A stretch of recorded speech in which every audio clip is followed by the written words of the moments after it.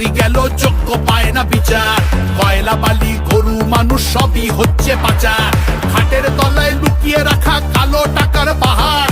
প্রতিবাদ করলে বলে বিরোধী ধরে মার। সব দুঃখ ঘোচাতে হবে, সইব না তো তাই পাল্টানো দরকার, চাই বিজেপি সরকার। পাল্টানো দরকার, চাই বিজেপি সরকার।